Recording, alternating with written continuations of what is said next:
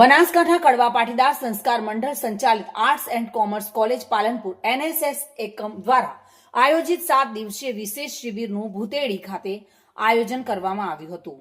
Programme officer doctor Hargovan દેસાઈના કુશળ માર્ગદર્શન હેઠળ યોજાયેલી આ શિબિરમાં સેવા અને સંસ્કારનો સંગમ જોવા મળ્યો હતો. 7 દિવસ દરમિયાન સ્વયંસેવકોએ ગામમાં સ્વચ્છતા અભિયાન, ઘર તેમજ શેરી સુશોભન અને ગ્રામ્ય સંસ્કૃતિની જાળવણી જેવા કાર્યો કર્યા હતા.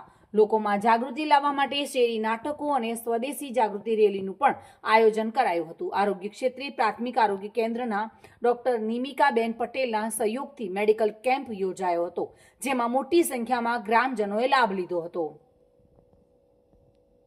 જોકે સમગ્ર શિબિર દરમિયાન પૂર્વ સરપંચ રમેશભાઈ રાતડા, ડેપ્યુટી સરપંચ વેરસંગભાઈ, પ્રાથમિક શાળાના પ્રિન્સિપાલ મંજુલાબેન મોર, સમગ્ર શાળા સ્ટાફ, મધ્યાહન ભોજન કમિટી, દૂધ મંડળી મંત્રી હરિભાઈ ચૌધરી તેમજ ભલાભાઈ ઠાકોર, રમેશભાઈ ઠાકોર, ધનજીભાઈ સોલંકી, ભરતભાઈ દેસાઈ અને રાજુભાઈ દેસાઈ સહિતના ગ્રામજનો અભૂતપૂર્વ સહયોગ સાંપડ્યો હતો. સાહસિક પ્રવાસ અને પૂર્ણાહુતિ શિબિરના અંતિમ દિવસે સ્વયંસેવકોએ ભૂતેડીના પ્રાચીન શિવ મંદિરના દર્શન કરીને ધન્યતા અનુભવી હતી. ત્યારબાદ પાસે આવેલી નાની ડુંગરી પર એડવેન્ચર અને કુદરતી સૌંદર્યની મજા પણ માણી હતી.